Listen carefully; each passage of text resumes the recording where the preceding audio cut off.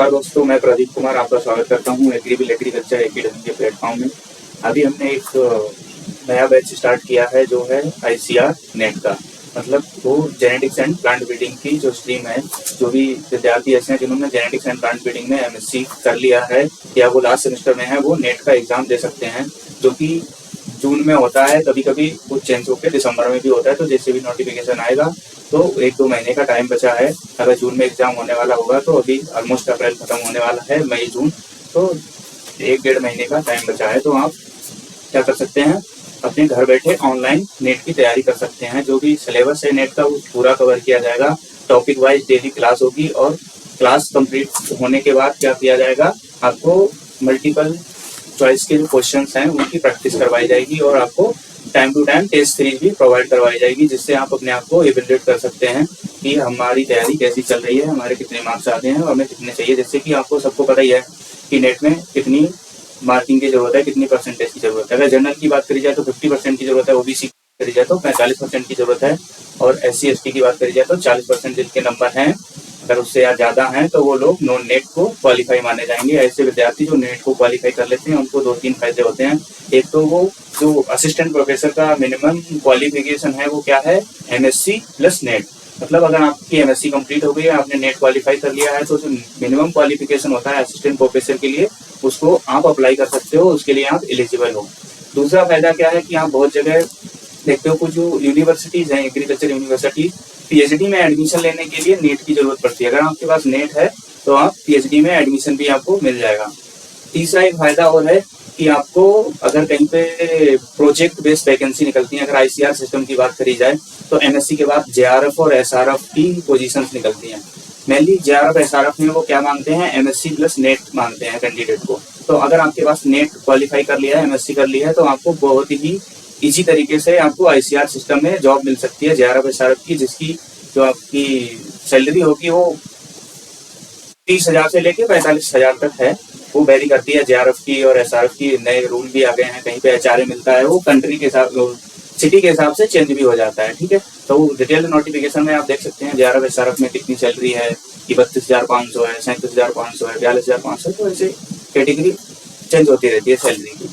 तो आज हम बात करते हैं नेट की, ICR नेट की जो स्ट्रीम है वो कौन सी है, जेनेटिक्स एंड प्लांट ब्रीडिंग की। जैसे कि मैं MSc जेनेटिक्स प्लांट ब्रीडिंग से किया है, तो हम आपको तैयारी करवाएंगे MSc नेट प्रिपरेशन करने के लिए जेनेटिक्स एंड प्लांट ब्रीडिंग में। तो आपको एक टॉपिक वाइज लेके आएंगे। तो टोटल अगर बात करी जाए नेट में, तो हमारे पास टोटल 8 यूनिट हैं। उस 8 यूनिट में जैसे जेनेटिक्स मेजर हो गया, प्लांट ब्रीडिंग हो गया मेजर, दूसरा बात करें बायोमेडिकल जेनेटिक्स हो गया मेजर, और बायोटेक्नोलॉजी टूल्स हो गया मेजर। ऐसे स्टेटिक्स है, सी टेक्नोलॉजी है, ये मेजर स्ट्रीम्स हैं जिनकी आपको तैयारी करनी पड़ेगी। यूनिट की बात करें तो 8 यूनिट हैं टोटल। तो ईच यूनिट में आपको टॉपिक्स मिलेंगे 15-20, लगभग 10 से लेके 20 तक। तो हम सबसे पहले जेनेटिक्स की बात करते हैं। जेनेटिक्स का जो फर्स्ट यूनिट है उसका नाम है जेनेटिक्स। अगर उसके टॉपिक की बात करें तो फर्स्ट टॉपिक कौन सा है, मेंडेलियन जेनेटिक्स या मेंडेलियन इनहेरिटेंस की बात कर सकते हैं। तो मेंडेलियन जेनेटिक्स की बात करें तो मेंडल ने क्या किया, कैसे वो फादर ऑफ जेनेटिक्स बने, उनकी क्या रिसर्च थी। सबको पता है कि उन्होंने पी पे रिसर्च की थी, 7 कैरेक्टर लिए थे, और उन्होंने पी के अलावा कौन सी क्रॉप पे रिसर्च करी थी, अगर उन्होंने रिसर्च करी तो उनके रिजल्ट क्या थे। तो बहुत सारी चीजें हैं जो आपको इस चैप्टर में अंडरस्टैंड करेंगे कि जेनेटिक्स की टर्मिनोलॉजी क्या होती है। बहुत सारी छोटी छोटी चीजें हैं जो आपको समझाएंगे। तो आप ये पूरी क्लास है वो ऑनलाइन देख सकते हैं। इस क्लास को हमने, हमारा जो ऐप है स्टडी विद एग्रीविल, जो गूगल प्ले स्टोर पर अवेलेबल है, वहां पर भी आपको ये रिकॉर्डेड क्लास हमारे ऐप पर उपलब्ध मिलेगी, जो कि अभी फ्री ऑफ कॉस्ट है, जो जैसे एज ए डेमो आपको मिल जाएगी उधर। तो आप चलिए देखते हैं इसको।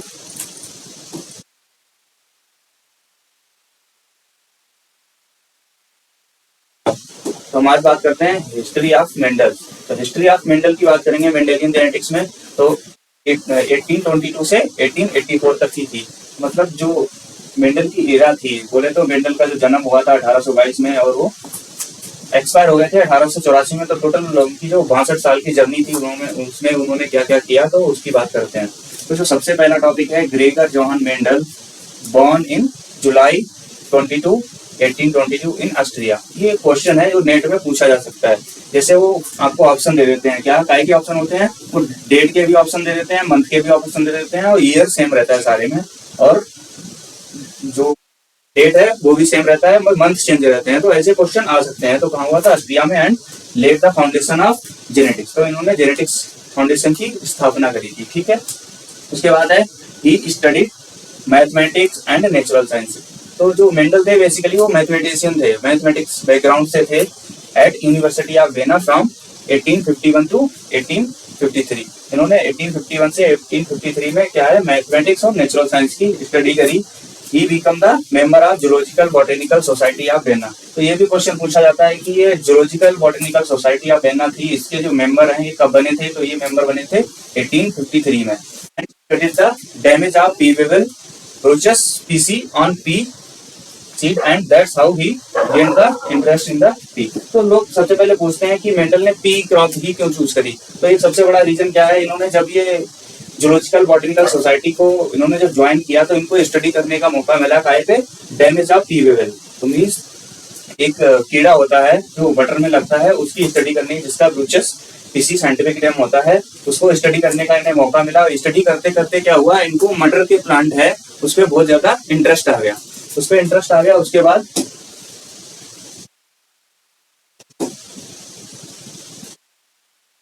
Mendel carried out the experiment on P for 7 year. तो इन्होंने क्या करा, 7 साल तक मटर पे एक्सपेरिमेंट किया। अगर उसका टाइमलाइन की बात करें 1857 से 1864, 7 ईयर तक इन्होंने क्या किया, मटर पे एक्सपेरिमेंट्स किए।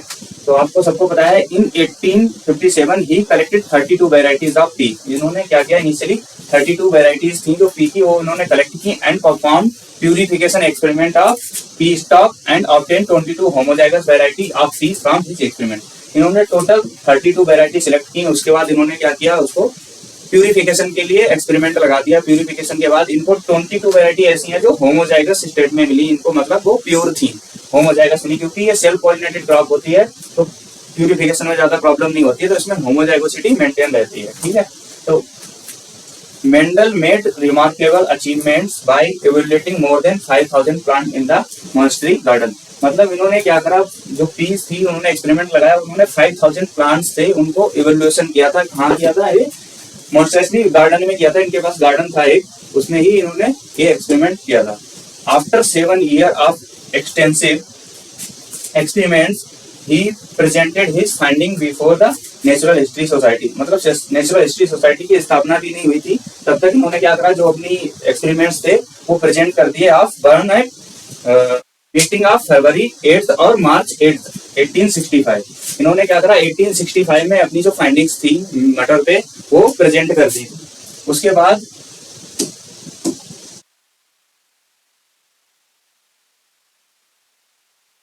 Mendel's paper experiments in plant hybridization. इनका एक पेपर था एक्सपेरिमेंट्स इन प्लांट हाइब्रिडाइजेशन, तो was published in the volume 4 of the proceeding of natural history society in 1866।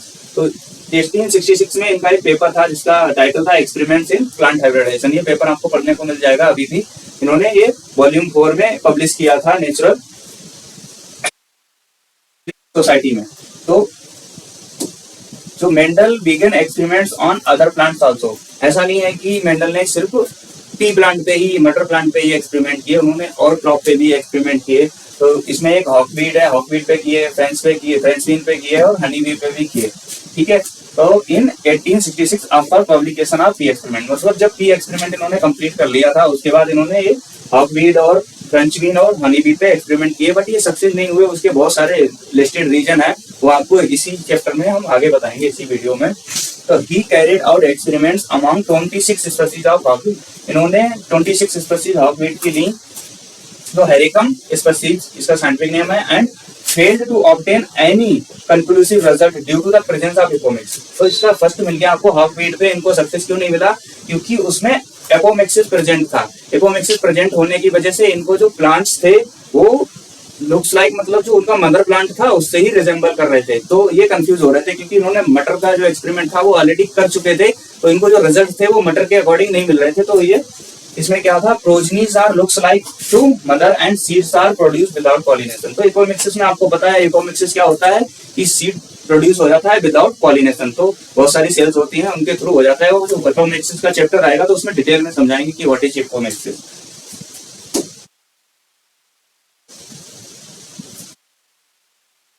Then क्या हुआ, इसके बाद Mendel dead in January 6 1884 at the age of 62 years due to kidney disorder. तो ये इनको kidney disorder हो गया था, जिसकी वजह से ये 60 ईयर की एज में 6 जनवरी 1884 को क्या हुआ, इनकी डेथ हो गई। अभी किडनी डिसऑर्डर है जो हमारी आम जिंदगी में बहुत ही ज्यादा प्रॉब्लम है। अगर हम बात करें कि सबसे बड़ा रीजन क्या होता है किडनी डिसऑर्डर का, तो सबसे बड़ा रीजन होता है हमारा खान पान। तो खान पान में जो पानी है वो फर्स्ट प्रायोरिटी पे आता है कि हम पानी कैसा पीते हैं, वो बहुत ही ज्यादा इंपॉर्टेंट है। तो हमने गाँव में ऐसा ऑब्जर्व किया है कि शहरों के लोग जागरूक होते हैं, गाँव में थोड़ी प्रॉब्लम है कि वो अपना जैसा चला आ रहा होता है उसकी तरीके से वो कंटिन्यू करते हैं, वो एक्सेप्ट नहीं कर पाते हैं चीजों को, जो भी मेडिकल रिपोर्ट्स हैं वो इतनी जल्दी एक्सेप्ट नहीं करते हैं।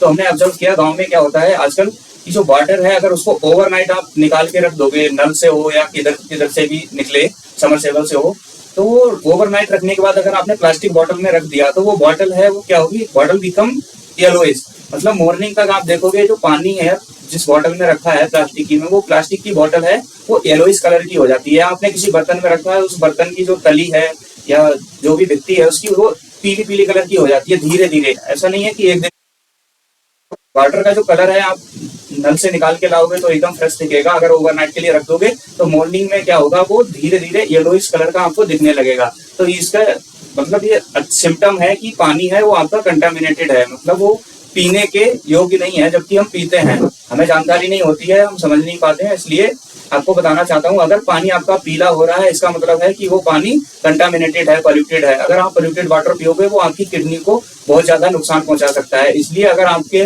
नल में भी ऐसा ही पानी निकलता है तो आपको एक सावधानी बरतनी चाहिए। उसके लिए आपको वो पानी गर्म करके पीना चाहिए, जिससे कि वो शुद्ध हो सकता है और आपको बीमारियों से बचा जा सकता है। किडनी डिसऑर्डर जैसी बहुत भयंकर बीमारी है जिससे बचा जा सकता है। इसलिए आप जो पानी पीते हैं उसका विशेष ध्यान रखें, साफ और स्वच्छ पानी पिए।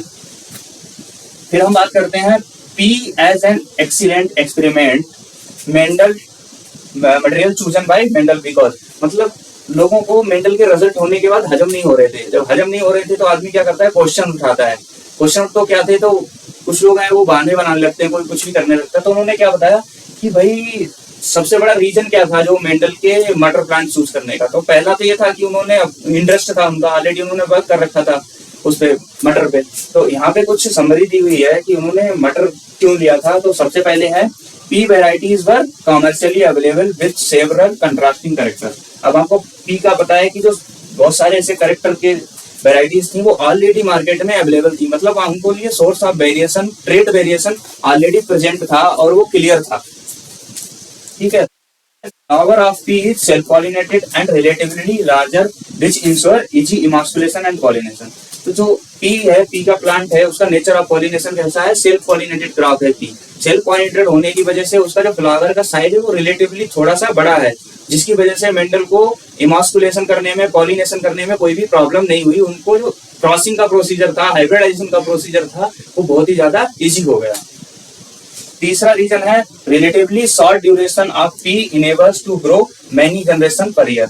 जो पी का प्लांट था उसकी जो ड्यूरेशन थी 120 से 150 दिन की थी, तो वो क्या था, रिलेटिवली क्या था, शॉर्ट ड्यूरेशन की क्रॉप थी। मतलब वो 3 सीजन भी उसको गार्डन में उगा सकते थे और उसमें क्रॉसिंग और वो जनरेशन एडवांसमेंट कर सकते थे। सब कुछ क्रॉसिंग किया, F1 लगाया, F2, इस तरीके से वो शॉर्ट ड्यूरेशन की क्रॉप थी, उनको वो भी इजी था।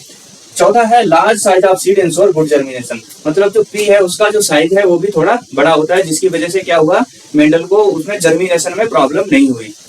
तो अगर हम बात करें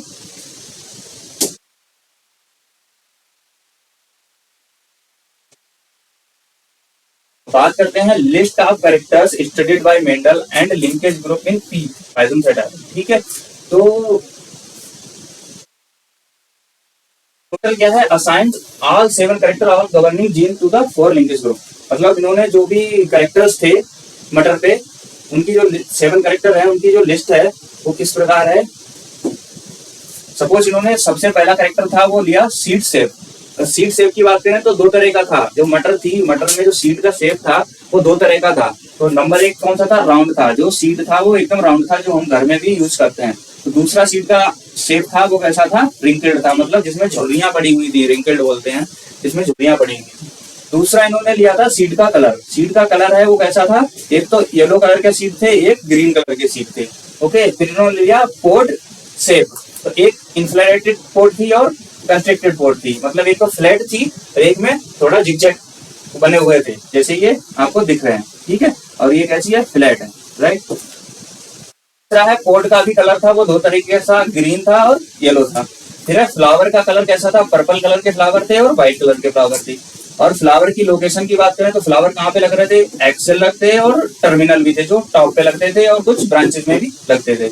अगर प्लांट की बात करें तो दो तरह का था, एक तो टॉल प्लांट था, एक शॉर्ट ऑफ जिसे डॉग प्लांट बोलते हैं वो था। तो ये टोटल 7 कैरेक्टर हो गए, pot shape, pot colour, seed shape, seed colour, pot shape, pot colour और फ्लावर लोकेशन और प्लांट साइज। तो ये 7 कैरेक्टर थे जो मेंडल ने स्टडी किए थे।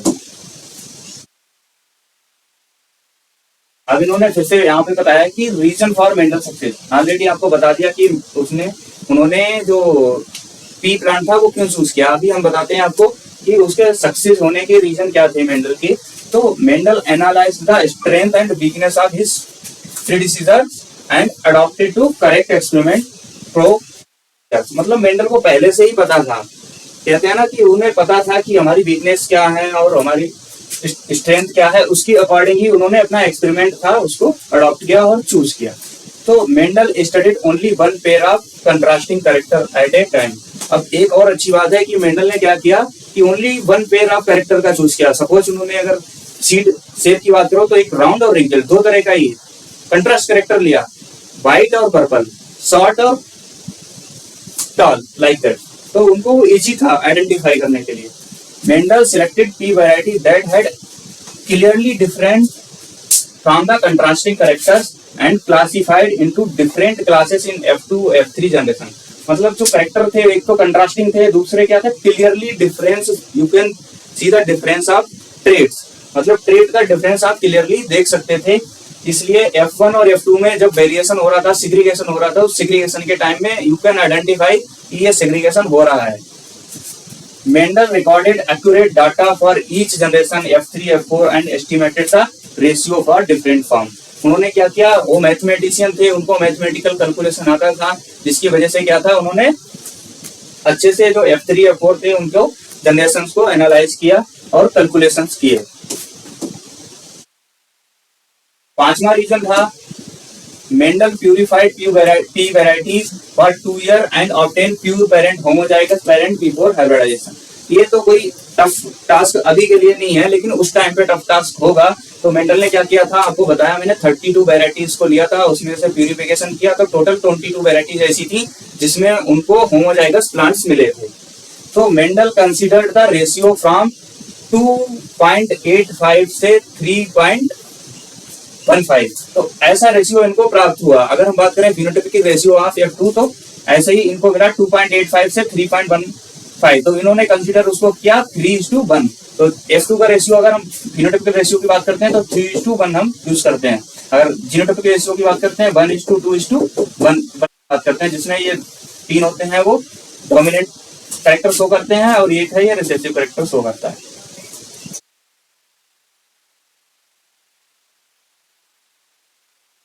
And hence he could able to formulate the hypothesis। मतलब जो इनका रिजल्ट था 2.85 से 3.15, तो ये कह सकते थे कि जो हमारा रेशियो है वो 3:1 के रेशियो में आ रहा है, कि 3 प्लांट्स है वो हमें डोमिनेंट कैरेक्टर के मिल रहे हैं, 1 प्लांट है वो रिसेसिव कैरेक्टर का मिल रहा है। फिर हम बात करते हैं Mendel was undoubtedly lucky because. अब कुछ लोग बोलने लगे कि मेंडल लकी थे। वो क्यों लकी थे, वो बहुत सारी चीजें ऐसी हैं जो मेंडल के एक्सपेरिमेंट में मेंडल ने फेस नहीं करी थी। वो क्या थी, all the characters studied by Mendel are oligogenic and qualitative in nature. मतलब मेंडल जी ने जो भी 7 कैरेक्टर लिए थे वो सारे के सारे कैरेक्टर कैसे थे, ओलिगोजेनिक थे या क्वालिटेटिव थे, मतलब वो सिंगल जीन के द्वारा गवर्न किए जाते थे। ठीक है, out of the 7 characters only 2 genes govern 2 characters were close enough to distort the dihybrid ratio and Mendel did not study this character pair। Mendel ने क्या किया कि उन्होंने सपोज प्लांट का हाइट की बात करो तो उन्होंने 2 ही कैरेक्टर को स्टडी किया, टॉल और डॉर्फ। तो इसलिए उनको स्टडी किया डॉर्फ जीन और टॉल। तो hence Mendel did not encounter the problem of linkage. मतलब उनका जो कैरेक्टर था ना वो उन्होंने जब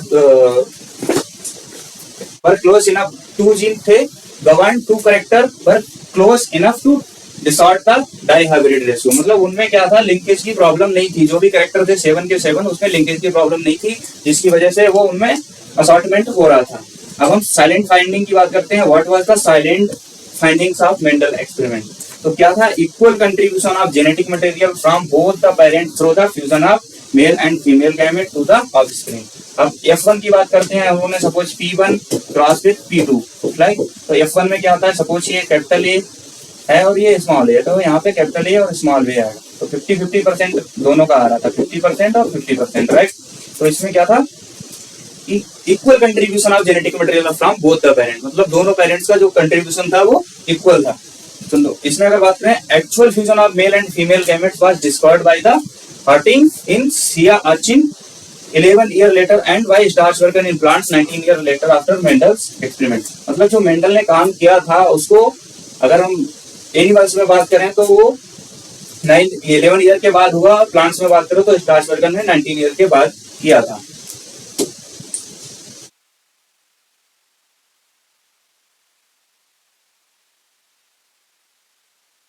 दूसरा रीजन है existence of factor gene for the development of various traits. मतलब जो ट्रेड्स थी उनके लिए जो जीन्स थे वो एग्जिस्ट करते थे, टॉल के लिए, डॉर्फ के लिए, येलो के लिए, ग्रीन के लिए, जो भी था। तो जो फैक्टर टर्म था वो फैक्टर टर्म किसने दिया था, जो फैक्टर टर्म था वो मेंडल ने ही दिया था, जिसको जीन बोलते हैं अभी।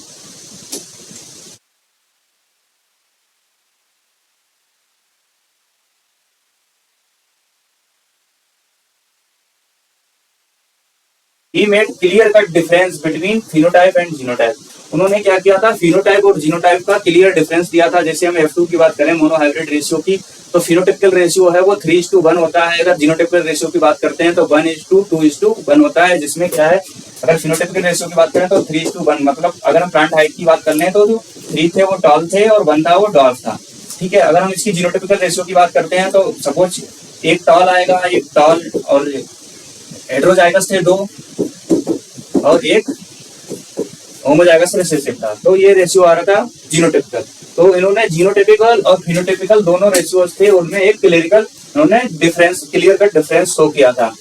ही gave the mathematical formula to improve the calculation of segregation. अगर आपको निकालना है तो इन्होंने एक फार्मूला बनाया था।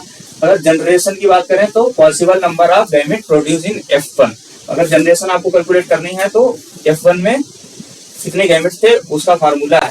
तो possible number of individual in F2, अगर F2 की बात करो तो ये फार्मूला है F2 equal to 4। Possible number of genotype in F2 then 3, possible number of different phenotypes in F2। तो यहाँ पे इन्होंने बताया n इक्वल टू क्या होता है, नंबर, ये सारा n है, अगर आपको शो नहीं हो रहा हो तो n refers to number of the heterozygous loci in two, और सेग्रीगेटिंग जो जीन है उसकी बात करते हैं।